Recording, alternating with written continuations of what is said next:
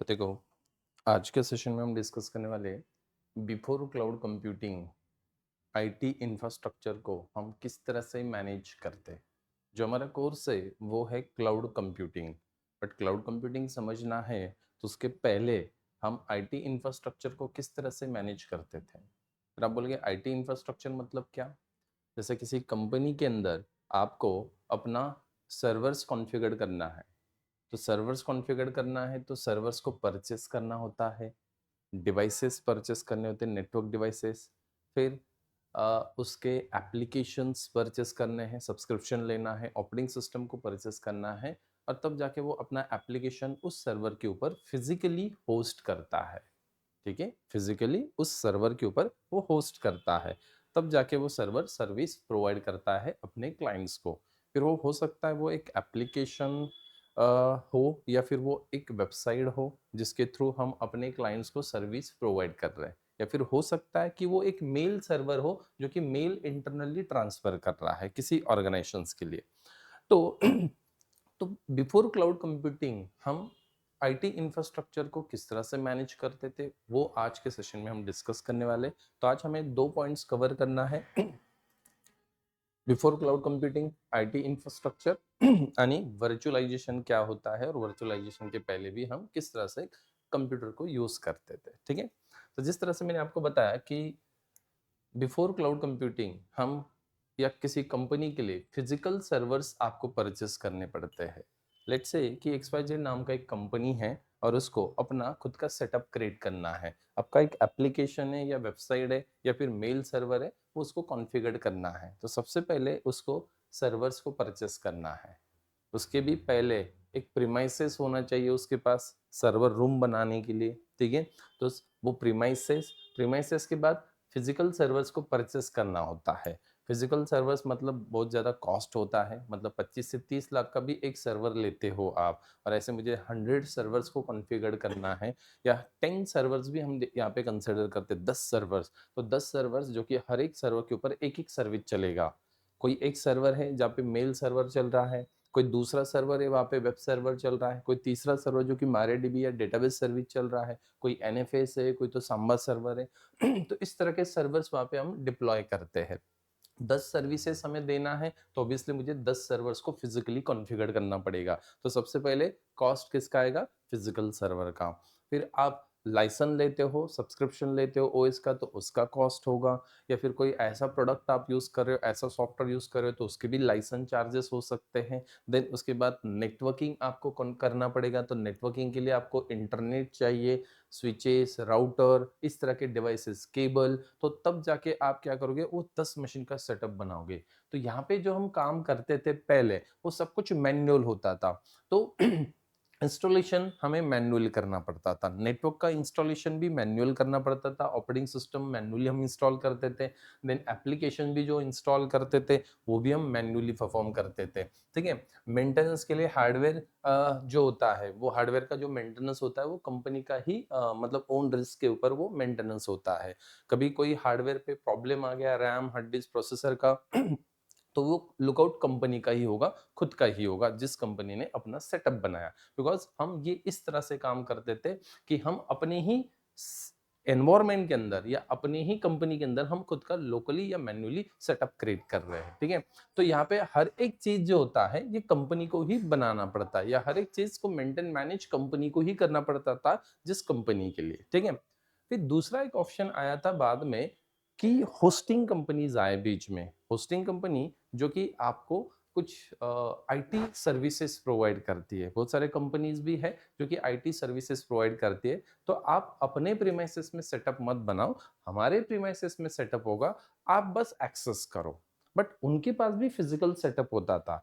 जो चीज वो कंपनी कर रही थी, वो कंपनी अभी खुद के प्रीमाइसेस में नहीं है सेटअप, जो होस्टिंग कंपनी है जो कि आईटी सर्विसेज दे रहे, उनके प्रीमाइसेस में ये फिजिकल सेटअप होता था। ठीक है, देन उसके बाद जैसे कि ट्रेडिशनल डेटा सेंटर्स का आर्किटेक्चर हम देखते हैं, तो जैसे मैंने आपको बताया कि मुझे 10 सर्विसेज को कॉन्फ़िगर करना है, तो मुझे 10 सर्वर्स को यहाँ पे परचेस करना है। जैसे कि फिजिकल सर्वर मुझे परचेस करना पड़ेगा, वेब सर्वर चलाना है तो वेब सर्वर के लिए एक फिजिकल मशीन होगा, उसके बाद डेटाबेस के लिए अलग होगा, मेल सर्वर के लिए फिजिकल मशीन अलग होगा, और इन सर्वर्स का सब कुछ मेंटेन और मैनेजमेंट हमें ही करना पड़ता है। फिर इसके लिए मुझे एक्सपर्ट को हायर करना पड़ेगा।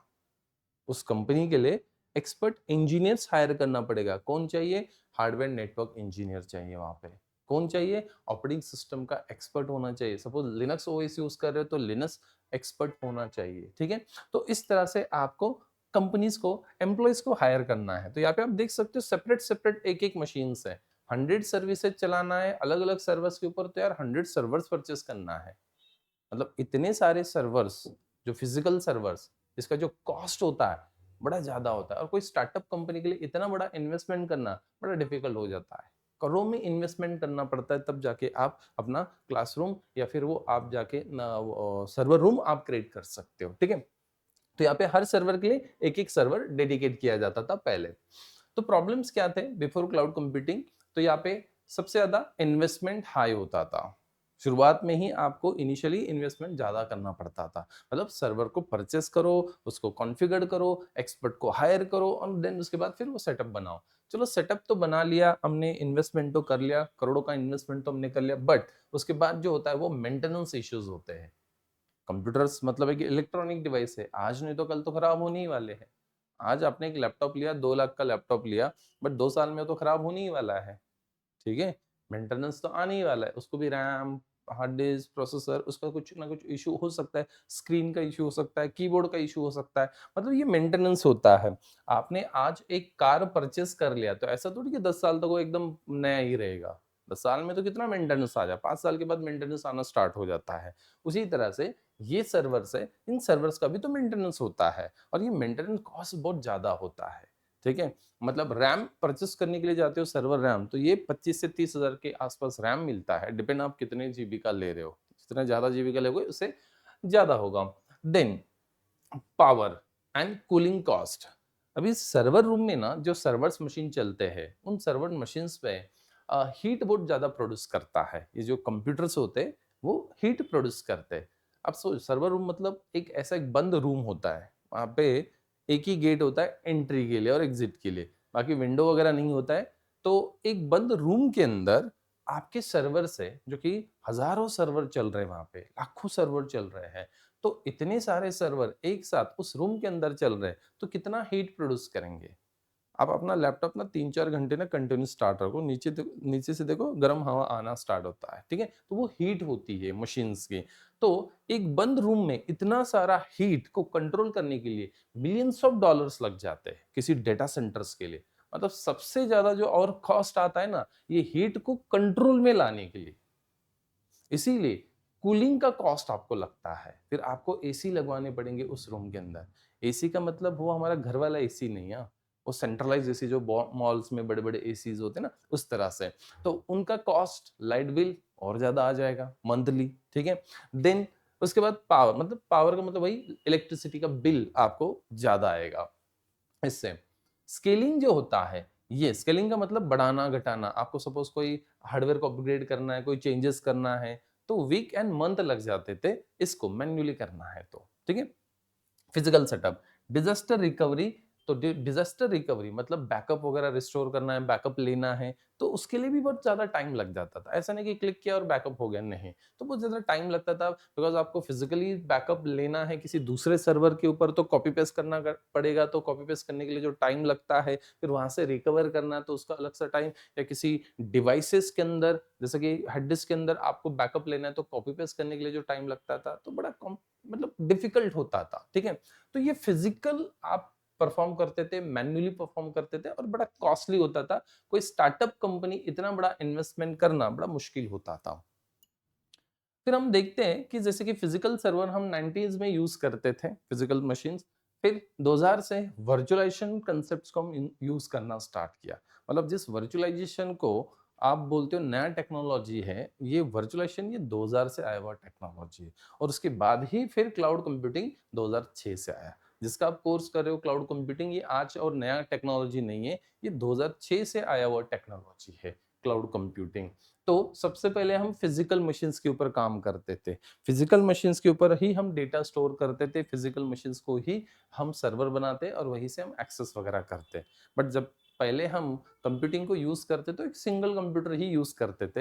हाँ, जब 1969 में इंटरनेट आया तब जाके हमने दो कंप्यूटर्स को कनेक्ट किया और फिर डेटा एक कंप्यूटर से दूसरे कंप्यूटर पे हमने शेयर करना स्टार्ट कर दिया। ठीक है, तो क्लाउड कंप्यूटिंग 2006 से है। हालांकि ये ऑफिशियली 2006 बताया जाता है, बट ये 2002 से आया हुआ है।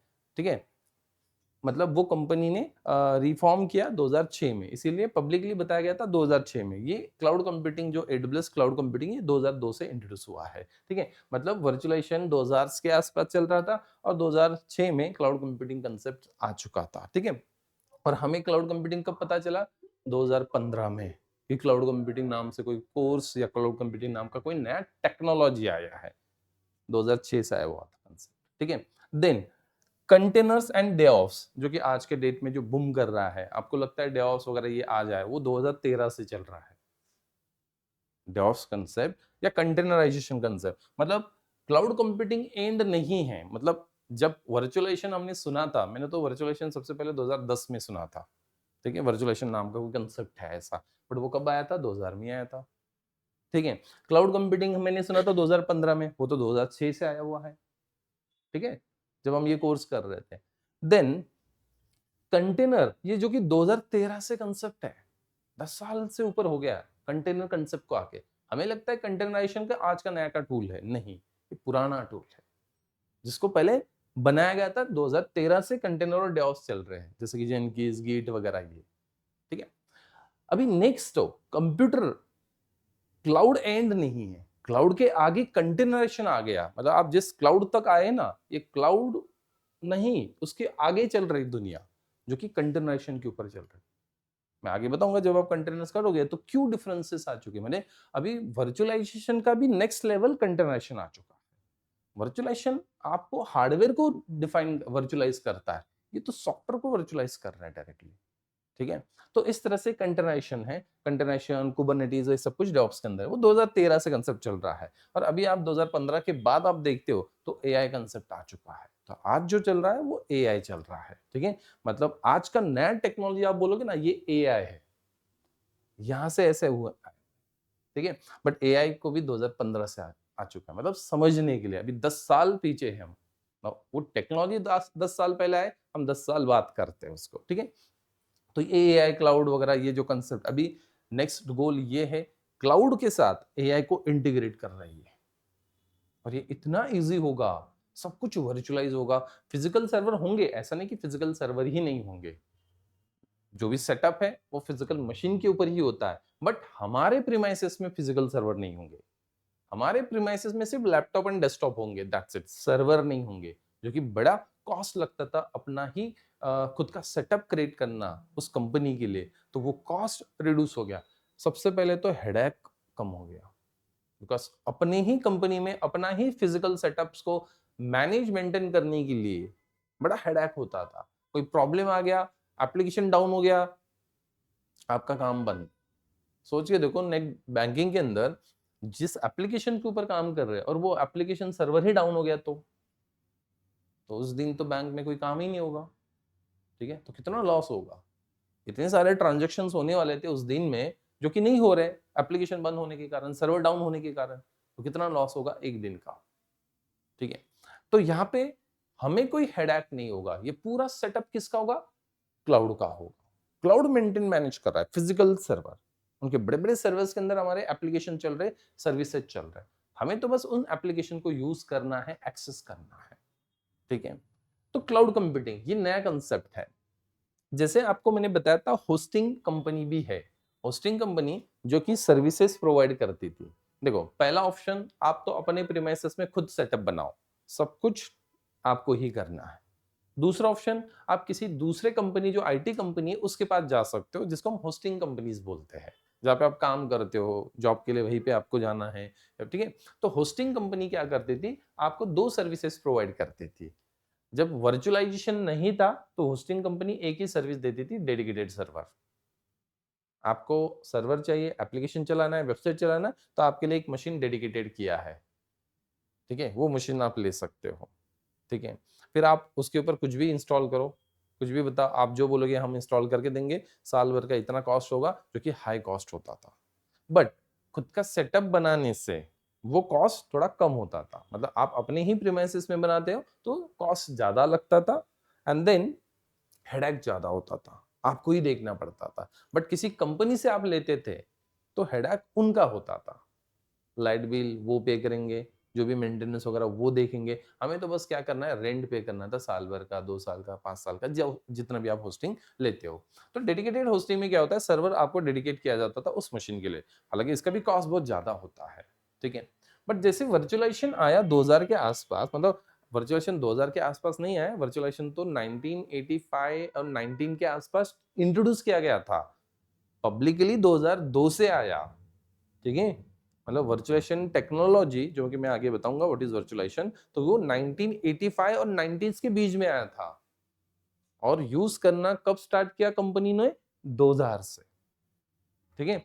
तो जैसे वो वर्चुअलाइजेशन कंसेप्ट आया तो होस्टिंग कंपनी ने शेयर्ड होस्टिंग देना स्टार्ट कर दिया। शेयर्ड होस्टिंग मतलब आपको एक ही सर्वर के ऊपर मल्टीपल क्लाइंट्स के वेबसाइट हम चला सकते हैं, एप्लीकेशन चला सकते हैं। शेयर्ड होस्टिंग मतलब वो सर्वर आपके लिए डेडिकेटेड नहीं रहेगा, ठीक है, वो सर्वर आपके लिए डेडिकेटेड नहीं रहेगा, वो जो सर्वर होगा आप सबके वेबसाइट उन्हीं सर्वर्स के ऊपर चल रहे हैं। जैसे हम ऑटो शेयर करके जाते हैं तो 100 रुपीज वो ले रहा था, जब हम स्पेशल जाते हैं तो 2 लोग जा रहे हैं तो 50-50 रुपए आपको देना है। तो होस्टिंग में जो शेयर्ड होस्टिंग है ये थोड़ा सस्ता होता है, बिकॉज हमारे ही एप्लीकेशन नहीं है उस सर्वर के ऊपर, बाकी क्लाइंट्स के भी एप्लीकेशंस वहां पे चल रहे हैं, ठीक है। और जैसे वर्चुअलाइजेशन कंसेप्ट इंट्रोड्यूस हुआ तो इन्होंने और एक सर्विस देना स्टार्ट किया, वीपीएस। वीपीएस मतलब वर्चुअल प्राइवेट सर्वर। 2002 से जैसे, तो ये दो सर्विसेज जो कि होस्टिंग प्रोवाइड कर रहा था, तो वर्चुअलाइजेशन आने के बाद वीपीएस सर्विस देना स्टार्ट किया। ये दोनों का कॉम्बिनेशन है वीपीएस, वर्चुअल प्राइवेट सर्वर, मतलब ये डेडिकेटेड भी है और शेयर्ड भी है। कैसे डेडिकेटेड, इसलिए कि जो वर्चुअल मशीन दिया गया है आपको, वर्चुअल मशीन वीएम, ठीक है, वो आपके लिए डेडिकेटेड है, उसके ऊपर किसी का सर्विस नहीं चल रहा है, आपका ही सर्विस चल रहा है, ठीक है। हाँ, बट उसके लिए जो हार्डवेयर यूज हो रहा है वो शेयर्ड है, ठीक है। आप अपने लैपटॉप पे दो मशीन्स बनाते हो, आपने सर्वर और क्लाइंट बनाया था, याद है आपने जो सेटअप बनाया था सर्वर और क्लाइंट, तो सर्वर एंड क्लाइंट जो बनाया था, तो वो सर्वर दोनों मशीन्स किसके हार्डवेयर को यूज कर रहे थे, आपके लैपटॉप के ही तो हार्डवेयर को यूज कर रहे थे, वो शेयर्ड हुआ है लैपटॉप के हार्डवेयर रिसोर्सेस, ठीक है। हालांकि ये दोनों अलग अलग है, सर्वर अलग था, क्लाइंट अलग था, बट रिसोर्सेस आपके हार्डवेयर की जो है वो शेयर्ड हुए हैं। तो वो डेडिकेटेड होस्टिंग भी है और शेयर्ड होस्टिंग भी है, जिसको हम बोलते हैं वीपीएस, वीपीएस सर्विस दे रहे हैं, ठीक है। बट इसमें भी प्रॉब्लम वही है, ऑटो स्केलिंग, ऑटोमाइजेशन और मैन्युअली सेटअप रिक्वायर्ड होता था वहां पे, ठीक है। और एक दिक्कत कॉस्ट, सबसे ज्यादा कॉस्ट डेडिकेटेड का होगा, बिकॉज आप सेपरेट आप एक सर्वर ले रहे हो, फिजिकल सर्वर। शेयर्ड होस्टिंग में क्या होगा, एक ही सर्वर के ऊपर आपका नहीं मल्टीपल लोगों का वेबसाइट और एप्लीकेशन चलेगा, शेयर्ड होस्टिंग कॉस्ट कम है। और इन दोनों का बीच में वीपीएस है, वीपीएस शेयर्ड भी है, हार्डवेयर को शेयर किया गया है, एंड देन वो मशीन के अंदर जो सर्विस चल रहा है वर्चुअल मशीन के अंदर वो सिर्फ आपका चल रहा है। हाँ, इसका कॉस्ट इन दोनों से बीच वाला था, ठीक है। बट ये बोलते थे आपने मेरे सर्विस यूज कर रहे हैं, मतलब आपने एक तो शेयर्ड होस्टिंग लिया होगा, या फिर डेडिकेटेड होस्टिंग लिया होगा, या फिर वीपीएस होस्टिंग लिया होगा, तो आपको पहले पैसा पे करना है, ठीक है। मतलब आपको पहले प्लान लेना है फिर यूज करना है, ठीक है। मतलब मैंने पहले फॉर एग्जांपल 10,000 रुपए दे दे एक सर्वर के लिए, एक साल के लिए, एग्जांपल के लिए, तो ये पेमेंट आपको पहले करना है। फिर वो सर्वर आप यूज करो मत यूज करो, उससे कुछ लेना देना नहीं, आपने उसको यूज भी नहीं किया, बंद करके रखा 1 साल तक, तो भी आपको 10,000 रुपए देना ही है, और वो भी पहले देना है। क्लाउड कंप्यूटिंग में ऐसा नहीं है, क्लाउड कंप्यूटिंग बोलते हैं पहले यूज कर लो फिर मंथली पेमेंट कर दो, इस तरह से, ठीक है। तो शेयर्ड होस्टिंग, डेडिकेटेड होस्टिंग, तो प्रॉब्लम वैसा ही है, फिजिकल सेटअप क्रिएट कर रहे थे, बट वर्चुअलाइजेशन आने के कारण थोड़ा बेटर हो गया। वर्चुअलाइजेशन आने के कारण जो फिजिकल सर्वर्स हम बना रहे थे, इसलिए अभी देखो नेटवर्किंग में आपको ज्यादा जॉब्स नहीं रहेंगे। क्यों? फिजिकल सेटअप ही कम हो गए। पहले फिजिकल सेटअप पे होता था तो फिर लैन केबल, स्विचेस, राउटर, हर कंपनी, छोटा ऑर्गेनाइजेशन है, बड़ा ऑर्गेनाइजेशन, वहां पे तो कनेक्टिविटी होता था। अभी तो नहीं है, बिकॉज सर्वर्स या जितना भी है वो सब कुछ क्लाउड पे एंड वर्चुअलाइजेशन पे चल रहा है। ठीक है, तो एग्जाम्पल में देखते तो बिफोर क्लाउड कंप्यूटिंग आप कंपनीज को कंप्यूटर्स परचेस करने पड़ते थे, सर्वर्स परचेस करने पड़ते थे, सेटअप नेटवर्किंग का करना पड़ता था पहले। ठीक है, और एडमिन्स को हायर करना पड़ता था। ऑब्वियसली एक्सपर्ट लोग चाहिए, टीम चाहिए, उनका सैलरी तो किसी कंपनी के लिए कितना कॉस्ट हो जाएगा। चलो एक कंपनी है और उस कंपनी में जो मैंने एक्सपर्ट हायर किए वो 1 साल के बाद छोड़ गए तो मैं उसके ऊपर डिपेंड हूँ। मैं थोड़ी मास्टर हूँ आईटी का, मेरा कंपनी तो अलग है, जैसे मेरा प्रोडक्शन अलग है, मेरे अपना सेटअप बनाया और एम्प्लॉय छोड़ के चला गया तो फिर दूसरा एम्प्लॉय मुझे हायर करना है, उसका भी तो हेडेक होता है उस कंपनी के लिए। कंपनी के लिए अच्छा एम्प्लॉय मिलना ये भी तो बड़ी बात है। फिर वो आया बट उसको कुछ नॉलेज ही नहीं है, जो पहला वाला एक्सपर्ट था वो चला गया, अभी उसी को सारी चीजें पता है तो उसको सेटल होने में कितना टाइम लगेगा? 6 महीने। 6 महीने तो मैं ऐसे ही उसको सैलरी दे रहा हूँ। तो ये एक कंपनी ओनर को भी तो टेंशन होता है। ठीक है, फिजिकल सेटअप में आफ्टर क्लाउड कंप्यूटिंग एक अकाउंट क्रिएट कर लेना है, एक अकाउंट क्रिएट करना है, देन उसके बाद आप मशीन्स को 2 मिनट्स में लॉन्च कर सकते हो। यहाँ पे 2 मिनट में आपका सर्वर कभी नहीं रेडी होगा, 15-15 दिन लग जाते एक सर्वर को रेडी करने के लिए, तो भी आप दिन रात करते हो तो नहीं तो 1-1 2-2 महीने लग जाते, डिपेंड अभी आप कितना कॉन्फ़िगरेशन उसके अंदर कितने सर्विसेज को डिप्लॉय कर रहे हो। ठीक है, तब जाके सेटअप बनता था पहले।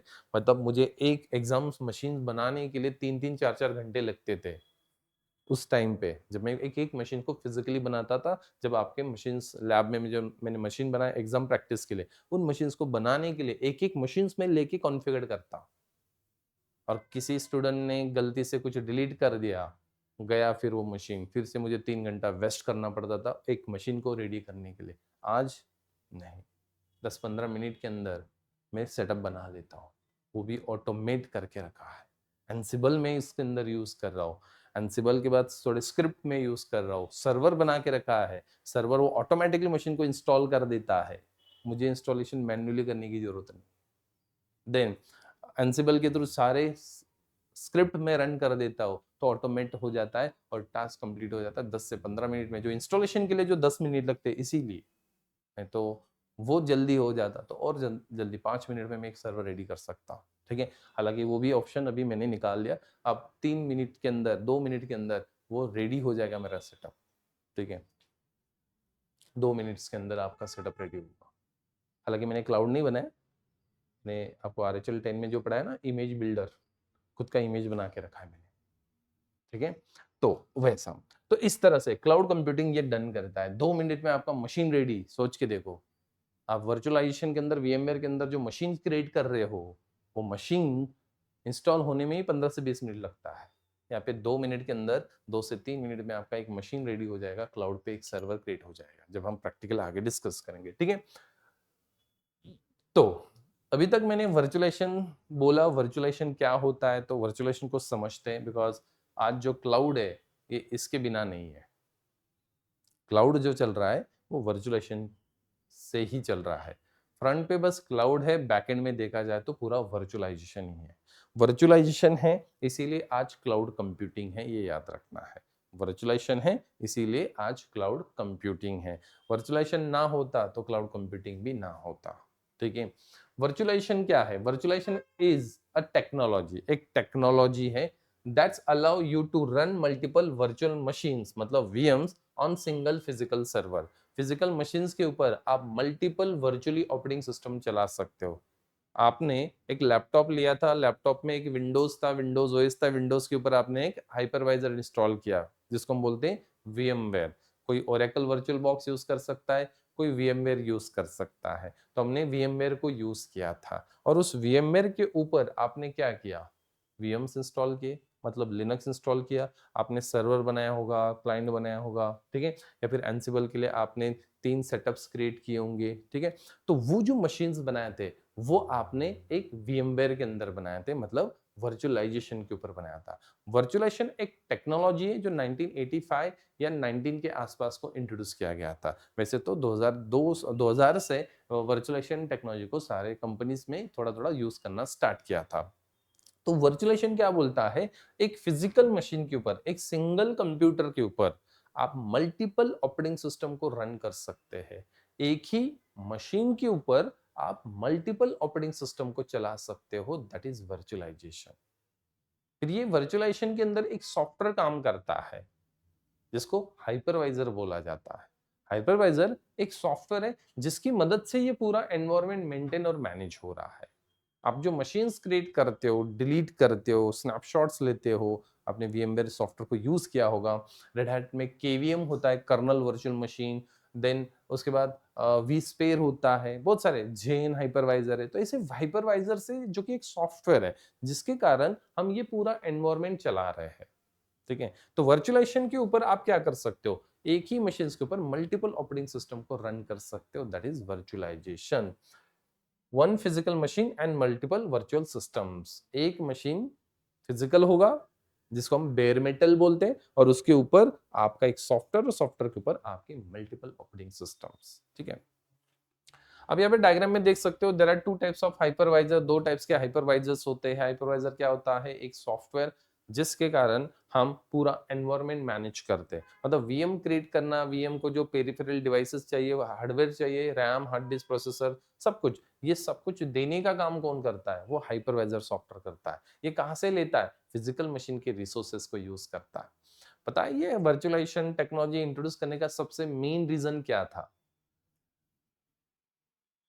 जब हम डेटा सेंटर्स में सर्वर यूज करते हैं, वो सर्वर कंप्यूटर्स का जो कॉस्ट होता है बहुत ज्यादा होता है।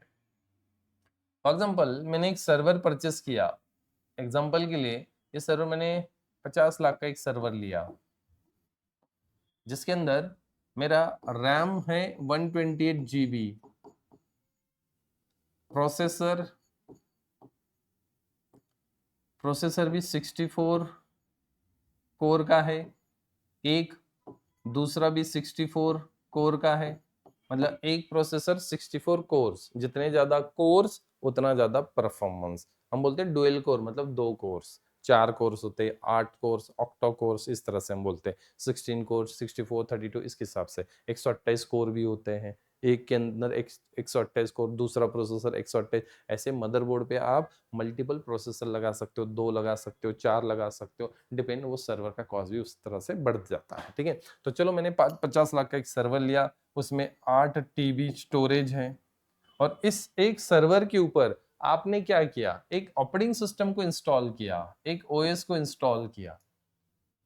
ऐसा ही तो होता है ना। आपने भी 2 लाख का लैपटॉप लिया, और 2 लाख के लैपटॉप में सिर्फ एक ही विंडोज चला रहे, ठीक है, और रैम आपका 64 GB है। यूज कितना हो रहा है, 4 GB। वेस्ट कितना जा रहा है, 60 GB। 60 GB आपका वेस्ट जा रहा है, आप यूज ही नहीं कर रहे उसको। 8 TB का स्टोरेज है सर्वर में, यूज हो रहा है सिर्फ 2 TB या 1 TB, बाकी स्टोरेज वेस्ट जा रहा है। दो दो प्रोसेसर है, एक प्रोसेसर के ऊपर पूरा काम नहीं है, और दूसरा प्रोसेसर ऐसा ही पड़ा है, वेस्ट जा रहा है। रिसोर्सेस हम यूटिलाइज नहीं कर पा रहे। मतलब ये ऐसा हो गया, फैमिली मेंबर 2 है और 50 लाख का, सॉरी 20 लाख का कार ले लिया। क्या जरूरत है। हो सकता है बहुत सारे लोग 50 लाख का भी कार ले लेते, मेंबरशिप 2 होते हैं, जो कि डेड इन्वेस्टमेंट है ये, ठीक है। 50 लाख का सर्वर लिया, और ऑपरेटिंग सिस्टम कितने चला रहे हैं, एक, और उस ऑपरेटिंग सिस्टम के ऊपर कुछ एप्लीकेशंस हम चला रहे हैं, बस गिने चुने एप्लीकेशंस। यूटिलाइजेशन हम देखते हैं परसेंटेज में, उस टाइम पे निकाला गया था कि किसी डेटा सेंटर में, सर्वर्स में हम हार्डवेयर को कितना यूटिलाइज करते हैं, तो परसेंटेज निकल के आया था 5% to 10%। मतलब जस्ट 5 to 10% हम कंप्यूटर को यूज करते थे। कंप्यूटर का मतलब सर्वर कंप्यूटर है, डेटा सेंटर्स में, हमारे लैपटॉप डेस्कटॉप की बात नहीं है, ठीक है। तो 100% में सिर्फ हम 5 to 10% हार्डवेयर को यूज कर रहे हैं। इस प्रॉब्लम को सॉल्व करने के लिए एक टेक्नोलॉजी को इंट्रोड्यूस किया गया था, वही है वर्चुअलाइजेशन। मैक्सिमम हम हार्डवेयर को क्या कर सके, यूटिलाइज कर सके, इसलिए वर्चुअलाइजेशन को बनाया गया। और वर्चुअलाइजेशन जैसे आया, तो आईटी का मोर देन 50% कॉस्ट रिड्यूस कर दिया। फिर आप बोलेंगे कैसे? पहले जब हम फिजिकल सेटअप क्रिएट करते तो फिजिकल सेटअप में सपोज मुझे 100 सर्वर्स पहले परचेस करने हैं। मैं 100 सर्वर का एक सेटअप बताता हूँ। कोई कंपनी के लिए 100 सर्वर्स लेने हैं। यार 25 लाख का भी एक सर्वर लेते हैं, 100 सर्वर का कॉस्ट कितना चला जाएगा? ऑपरेटिंग सिस्टम का 100 सर्वर के लिए कॉस्ट, एप्लीकेशन के 100 सर्वर की कॉस्ट, ठीक है। ये तो इनिशियल आपको करना है। बाद में इसका नेटवर्क सेटअप क्रिएट करना है, स्विचेस, राउटर, इंटरनेट, एक नहीं 2 लाइंस होनी चाहिए, वो भी लीज लाइन होनी चाहिए, जिसका जो कॉस्ट बहुत ज्यादा होता है, ठीक है। डाउन टाइम नहीं आना चाहिए, बैकअप सर्वर्स होनी चाहिए। तो इतना सारा आपने सेटअप बनाया तो बड़ा कॉस्टली होता है, और मेंटेनेंस भी तो होता है बाद में इन सर्वर्स का मेंटेनेंस, ठीक है। तो इतने सारे मशीन एक साथ उस रूम के अंदर चल रहे हैं, जिसको हम सर्वर रूम बोलते हैं, तो ये कितना हीट प्रोड्यूस करेंगे? फिर उसको ठंडा रखना है रूम, तो उसके लिए हमें सेंट्रलाइज एसीज लगवाने पड़ेंगे, जिसका लाइट बिल कितना आएगा, ठीक है। तो ये मेंटेनेंस कॉस्ट नहीं आता। 100 सर्वर्स को मेंटेन करना ये डिफिकल्ट हो जाता है।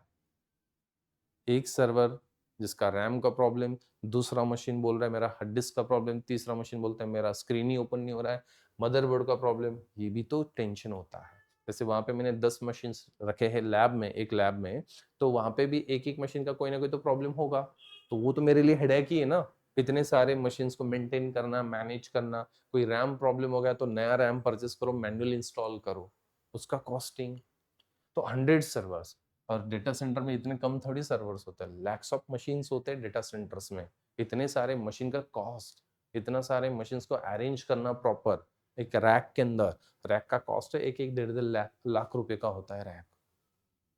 कितने रैक्स लग जाएंगे? एक रैक में आप 8-8 10-10 मशीन्स रखते हो तो कितने रैक्स लगेंगे? लैक्स ऑफ मशीन्स रखने के लिए, ठीक है।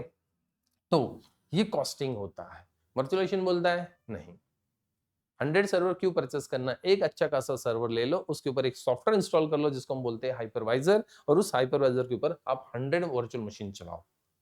जिस तरह से फिजिकल मशीन काम कर रहे थे उसी तरह से वर्चुअल मशीन काम करते हैं। आपने जितने भी प्रैक्टिकल्स किए, आपने कहाँ पे फिजिकल मशीन पे किए?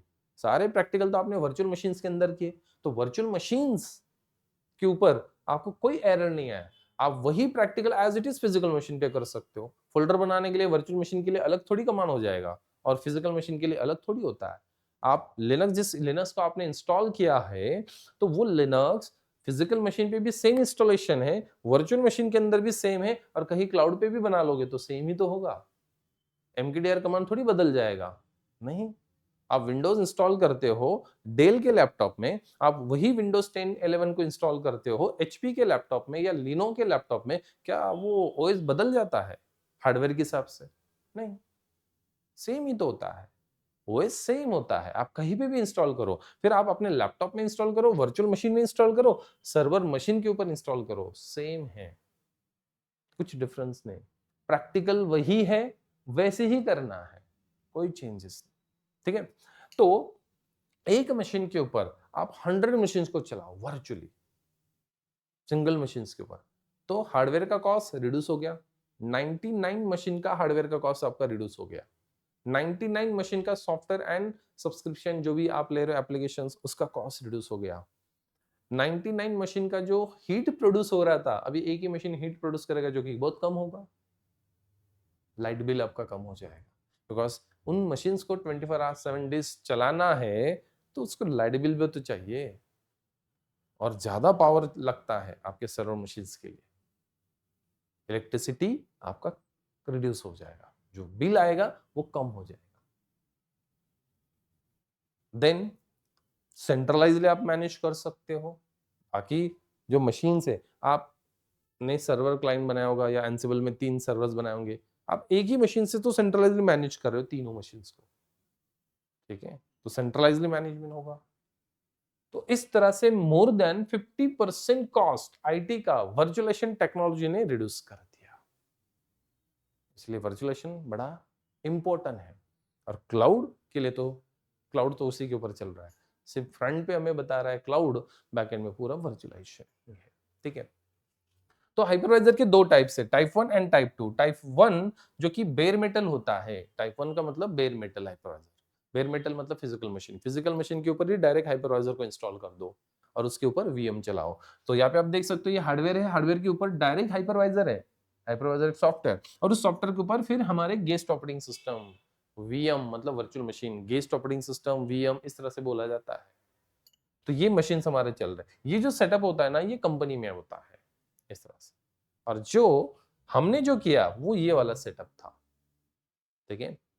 होस्ट हार्डवेयर, हार्डवेयर के ऊपर होस्ट ओएस आया, मतलब आपका हार्डवेयर लैपटॉप, होस्ट ओएस मतलब विंडोज मशीन, और विंडोज के ऊपर आपने क्या इंस्टॉल किया, एक हाइपरवाइजर जिसको हम वीएमवेयर नहीं तो ओरेकल वर्चुअल बॉक्स जो भी आपने इंस्टॉल किया है, तो ओरेकल वर्चुअल बॉक्स या वीएमवेयर, और उस वीएमवेयर के अंदर आपने मशीन्स बनाए थे।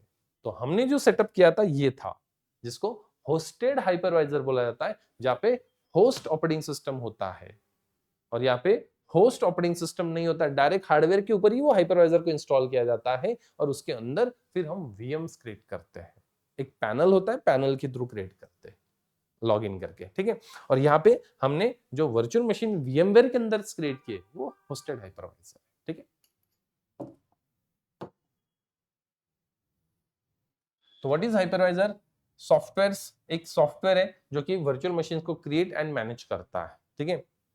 जैसे मैंने आपको बताया टाइप 1 जो कि बेयर मेटल होता है, डायरेक्ट हार्डवेयर के ऊपर ही इस सॉफ्टवेयर को इंस्टॉल किया जाता है, जिसमें VMware EXXi ये होता है, माइक्रोसॉफ्ट का हाइपर वी होता है जो कि डायरेक्टली इसके ऊपर होता है होस्टेड, ठीक है। देन डेटा सेंटर्स के लिए बेस्ट है, और यहाँ पे होस्टेड हाइपरवाइजर जो कि हम एग्जिस्टिंग ओएस के ऊपर इंस्टॉल करते हैं, जैसे कि VMware वर्चुअल बॉक्स वगैरह, ये सॉफ्टवेयर जो मैंने आपको बताया, और ये बेस्ट प्रैक्टिस के लिए होता है, जैसे कि हम अपने ट्रेनिंग एनवायरनमेंट में प्रैक्टिस वगैरह करना है तो उसके लिए ये बेस्ट ऑप्शन होता है। प्रोडक्शन लेवल में ये होता है कंपनी के अंदर, आप देखा जाए तो हाइपरवाइजर बेयर मेटल होता है। हालांकि कुछ छोटे कंपनी में ये भी सेटअप यूज करते हैं, बड़े लेवल पे ज्यादा मशीन से तो आपको फिर ये सेटअप पे जाना होता है। हालांकि ये फ्री नहीं होते, इसके सब्सक्रिप्शंस लगते हैं, तो आपको उसको परचेस करना होता है, उस कंपनी को परचेस करना होता है सब्सक्रिप्शन, और उसके ऊपर फिर हम मल्टीपल मशीन बना सकते हैं। हम कहीं से भी उसको रिमोट एक्सेस वगैरह कर सकते हैं, उस हाइपरवाइजर्स के मशीन्स को बाहर से कहीं से एक्सेस कर सकते हैं। ये जो होता है हम लोकली एक्सेस करते हैं, ठीक है। जैसे कि आपके लैपटॉप में जो हमने इंस्टॉल किया वो वहीं पे हम एक्सेस कर सकते हैं, लैपटॉप में जाके ही एक्सेस कर सकते हैं। हाँ, हालांकि आपने कनेक्टिविटी दिया तो वर्चुअल मशीन को आप कहीं से भी एक्सेस कर सकते हो, बट वो वीएमवेयर है, वो वीएमवेयर को आपको लोकली ही एक्सेस करना पड़ेगा। बट इस वीएमवेयर या माइक्रोसॉफ्ट हाइपर वी को आप बाहर से भी कंट्रोल ब्राउजर के थ्रू एक्सेस करके वहां से आप मशीन क्रिएट डिलीट वगैरह कर सकते हैं, ठीक है। तो हाइपरवाइजर एक सॉफ्टवेयर है जिसके कारण हम मशीन्स क्रिएट एंड डिलीट कर सकते हैं। कॉस्ट सेविंग हाइपरवाइजर मतलब VMware वर्चुअलाइजेशन का बेनिफिट क्या है? Cost saving. एक सर्वर लो और एक सर्वर के ऊपर मल्टीपल ऑपरेटिंग सिस्टम चलाओ, तो हार्डवेयर आपका कॉस्ट कम हो गया, रिक्वायरमेंट हार्डवेयर का कम हो गया। देन आप बेटर रिसोर्सेज को यूटिलाइज कर सकते हैं। जैसे मैंने आपको बताया कि 5 to 10% ही हम पहले सर्वर मशीन को यूज करते थे, बट आज हम बेटर कर सकते हैं, ठीक है। बिकॉज एक मशीन के ऊपर, एक हार्डवेयर के ऊपर एक नहीं मल्टीपल ऑपरेटिंग सिस्टम हम चला रहे हैं। वैसे तो प्रोडक्शन लेवल में 500 मशीन चलते हैं, हजार मशीन चलते हैं, वर्चुअल मशीन एक सिंगल मशीन के ऊपर। सोच के देखो, 1000 मशीन परचेस करना है मुझे, 25 लाख का भी एक सर्वर ले लिया तो कितना कॉस्ट सिर्फ सर्वर हार्डवेयर परचेस करने में जाएगा, ठीक है। देन आइसोलेशन, मतलब ये कंप्लीटली आइसोलेट होता है, मतलब आपका वीएम क्रैश हो गया तो आपके बाकी वीएम्स या फिजिकल मशीन पे कोई इंपैक्ट नहीं होगा। टेस्टिंग एंड लैब प्रैक्टिस के लिए सबसे बड़ा बेस्ट ऑप्शन है। जैसे हम आरएससी या डेवऑप्स के जो लैब्स एंड ट्रेनिंग करते हैं, तो उसके लिए आप ये यूज कर सकते हो। स्नैपशॉट होता है, बड़ा आसानी से आप स्नैपशॉट निकाल सकते हो, मशीन करप्ट हो गया तो रिस्टोर कर लो। आगे ना ट्रबल शूटिंग पार्ट भी बहुत कम होने वाला है। ट्रबल शूटिंग मतलब कोई प्रॉब्लम आया इसको रिजॉल्व करना, ये तो बहुत कम होगा, बिकॉज सब कुछ अभी क्लाउड पे जा रहा है, वर्चुअलाइजेशन पे ऊपर जा रहा है, तो बड़ा आसान होता है। स्नैपशॉट निकाल लो, बैकअप रखो, कोई प्रॉब्लम आ गया तो 2-3 घंटे ट्रबल शूटिंग में वेस्ट करने से बेटर स्नैपशॉट को रिवर्ट कर दो, रिस्टार्ट वहां से शुरुआत, ठीक है। तो इस तरह से स्केलेबिलिटी, मशीन्स आप कुछ मिनट्स के अंदर क्रिएट वगैरह कर सकते हो, ठीक है। एंड डिजास्टर रिकवरी, जैसे मैंने आपको बताया, बैकअप लेना रिस्टोर करना बड़ा आसान है, इजी है फिजिकल सर्वर से कंपेयर करते हो तो, ठीक है। तो यहाँ पे बैकअप लेना मतलब स्नैपशॉट, आपने कभी वीएम का स्नैपशॉट लिया होगा, वो तो एक कंप्लीट वीएम का डिस्क का क्या है, एक बैकअप ही है। गलती से वीएम क्रैश हो जाता है, वीएम के अंदर कोई प्रॉब्लम आ जाता है, तो हम उसको तुरंत रिस्टोर कर लेते हैं। तो इजीली आप क्या कर सकते हो, डेटा को या अपने वीएम्स को रिकवर कर सकते हो। तो ये सारे फायदे हैं वर्चुअलाइजेशन के। तो वर्चुअलाइजेशन जो है मोर देन 50% कॉस्ट रिड्यूस करता है। वर्चुअलाइजेशन टेक्नोलॉजी के बाद फिर नेक्स्ट टेक्नोलॉजी क्लाउड कंप्यूटिंग है। क्लाउड कंप्यूटिंग के बाद जो नेक्स्ट टेक्नोलॉजी है वो कंटेनराइजेशन एंड कुबरनेटिस है। ठीक है, मतलब क्लाउड में हम हार्डवेयर को वर्चुअलाइज कर रहे हैं, मतलब हम सीपीयू रैम ये वर्चुअल प्रोवाइड कर रहे हैं। कंटेनराइजेशन के अंदर सॉफ्टवेयर को वर्चुअलाइज किया गया है। कंटेनराइजेशन के अंदर सॉफ्टवेयर को वर्चुअलाइज किया गया है। ठीक है, मतलब यहाँ पे एक मशीन के हमने वर्चुअल टुकड़े कर दिए और एक एक मशीन चला रहे हैं।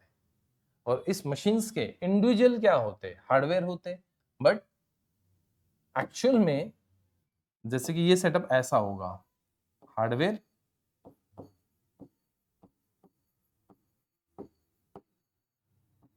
उस हार्डवेयर के ऊपर हमने एक ओएस इंस्टॉल किया, इस ओएस के ऊपर एक हमने वीएमवेयर हाइपरवाइजर इंस्टॉल किया, और इस वीएमवेयर के अंदर ये हमारे वीएम्स चलते हैं, वर्चुअल मशीन्स चलते हैं ऐसे। ठीक है, इसको हम रैम प्रोवाइड करते हैं ना, मशीन बनाते समय आपने रैम दिया होगा, हार्ड डिस्क दिया होगा, ये, और ये सब कुछ प्रोवाइड करने का काम ये हाइपरवाइजर कर रहा है। इन वीएम्स को क्रिएट, डिलीट, स्नैपशॉट लेना, बैकअप, रिस्टोर, ये सब कुछ कौन करता है, ये सॉफ्टवेयर करता है। ये सॉफ्टवेयर मतलब वीएमवेयर कंपनी का नेम है। ओरेकल वर्चुअल बॉक्स ने अपना ओरेकल वर्चुअल बॉक्स बनाया है। ठीक है, हाइपर वी माइक्रोसॉफ्ट ने बनाया। हालांकि ये क्या है, हाइपरवाइजर है, ये उनके नेम से, हाइपरवाइजर के नेम है VMware, Oracle virtual box, KVM, Xen, hyper V. ठीक है, तो ये हाइपरवाइजर के नेम्स है।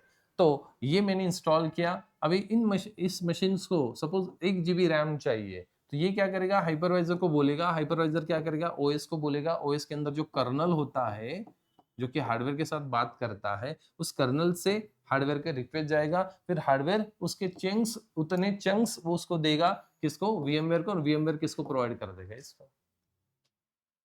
इन VMs को फिजिकल मशीन का हार्डवेयर ही क्या हो रहा है, यूटिलाइज हो रहा है। और वर्चुअलाइजेशन टेक्नोलॉजी इंट्रोड्यूस करने का मेन रीजन क्या था, यही तो था, मैक्सिमम हम हार्डवेयर रिसोर्सेज को यूज करें। पहले तो एक ही ओएस के लिए यूज हो रहा था, अभी तो यहाँ पे हमने मल्टीपल VMs इंस्टॉल कर दे, उनके लिए यूज हो रहा है। ठीक है, तो मैक्सिमम हार्डवेयर यूटिलाइजेशन आपका हो रहा है। तो यहाँ पे आप 500 मशीन चलाओ, हालांकि ये डिपेंड होता है आपकी फिजिकल हार्डवेयर के ऊपर कि कितने मशीन आप एट ए टाइम चला सकते हो। उसके लिए आपका हार्डवेयर जो है, फिजिकल बेयर मेटल मशीन जो है, एक स्ट्रांग होना जरूरी है। एक स्ट्रांग मशीन होना चाहिए, तो जाके आप मल्टीपल चला सकते हो। आप 4 GB में 10-10 मशीन नहीं चला सकते हो। 4 मशीन चला के देखो, स्लो चलेगा आपका लैपटॉप। ठीक है, और हालांकि ये लैपटॉप की बात ही नहीं हो रही है, ये सर्वर मशीन्स की बात हो रही है। ये सर्वर मशीन है आपका, कोई लैपटॉप डेस्कटॉप नहीं है। लैपटॉप डेस्कटॉप जो होते हैं वो पर्सनल कंप्यूटर से, न कि वो सुपर कंप्यूटर से। ये सुपर कंप्यूटर के अंदर ये सेटअप होता है इस तरह से। इन वीएम्स को ऐसा लगता है, ये जो वीएम होते हैं ना, इसको गेस्ट ऑपरेटिंग सिस्टम बोला जाता है। ये एज अ गेस्ट जैसे होते हैं, इसका कोई फिजिकल हार्डवेयर नहीं है, बट इनको ऐसा लगता है कि मेरा खुद का फिजिकल हार्डवेयर पे मैं चल रहा हूँ। उसको वर्चुअली प्रोवाइड किया गया है। ठीक है, और ये कंप्लीटली क्या है, आइसोलेट है। ये अलग है, ये अलग है, ये अलग है, ऐसा। इस वर्चुअलाइजेशन टेक्नोलॉजी को समझना है तो मैं एक एग्जांपल से समझ बताता हूं आपको। देखो, आपके पास एक जगह है, एरिया है, इतना एक स्पेस है आपके पास। इस स्पेस में आपको, इस जगह पे आपके पास दो ऑप्शंस है। पहला ऑप्शन, तो आप खुद का वहां पे बंगलो बना सकते हो और एक फैमिली का अरेंजमेंट कर सकते हो, मतलब खुद के एक फैमिली का आप अरेंजमेंट कर सकते हो। सेम जगह मैं एक अपार्टमेंट बना सकता हूँ और उसमें 20 लोगों का अरेंजमेंट कर सकता हूँ। जगह सेम है, पहले एक फैमिली का अरेंजमेंट हो रहा था और आज मैं 20 फैमिली का अरेंजमेंट कर रहा हूँ एक अपार्टमेंट बना के, ऐसा।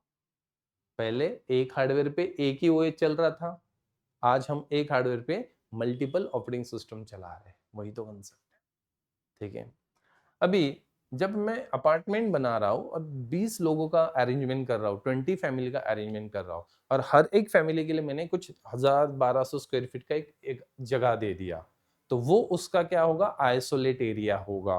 प्राइवेट एरिया होगा, दूसरे अपार्टमेंट को जो मैंने 1200 स्क्वायर फीट दिया वो उसका आइसोलेट होगा। दोनों एक नहीं है, हालांकि दोनों एक ही बिल्डिंग में रह रहे हैं, एक ही बिल्डिंग में रह रहे हैं। टेरेस्ट सबका है, पार्किंग सबका है, लिफ्ट सबका है, मतलब रिसोर्सेज यूज कर रहे वो, बट उनके लिए जो जगह दिया मैंने वो क्या है, आइसोलेट है। ठीक है, दूसरे अपार्टमेंट के लिए वो आइसोलेट है, वो अलग अलग है। एक जगह पे रह रहे मतलब एक फैमिली है ऐसा नहीं, अलग अलग है। उसी तरह से एक हार्डवेयर पे मशीन चल रहे हैं वो, इसका मतलब ये एक मशीन नहीं है, अलग अलग है, आइसोलेट है। ठीक है, कोई एक फ्लैट वाला फर्नीचर अपने हिसाब से बनाएगा, ठीक है, दूसरा फ्लैट वाला फर्नीचर अपने हिसाब से बनाएगा। उसी तरह से हमारे जो वीएम्स है, इन वीएम्स में अलग अलग सर्विस हम इंस्टॉल करेंगे। यहाँ पे मैंने मेल सर्विस इंस्टॉल किया, यहाँ पे मैंने डेटाबेस इंस्टॉल किया, यहाँ पे मैंने वेबसाइट होस्ट किया, अलग अलग कर सकते हैं। ठीक है, तो ये कंप्लीटली क्या होते हैं, आइसोलेट होते हैं। तो वर्चुअलाइजेशन टेक्नोलॉजी जो कि बड़ा इंपॉर्टेंट टेक्नोलॉजी है क्लाउड के लिए। अभी क्लाउड क्या है हम नेक्स्ट सेशन में डिस्कस करेंगे। बिफोर क्लाउड कंप्यूटिंग हमने आज समझ लिया कि इस तरह से सेटअप होता था, फिजिकल सेटअप बनाना पड़ता था जो कि बड़ा कॉस्टली और हेडेक वाला होता था। ठीक है, और क्लाउड कंप्यूटिंग ने हमें क्या फायदे दिए उसको हम कल के सेशन में डिस्कस करेंगे, और क्लाउड के सर्विसेज क्या है फिर हम सिक्वेंशियली एक एक यूनिट को डिस्कस करेंगे। ठीक है, यहाँ तक कुछ डाउट्स?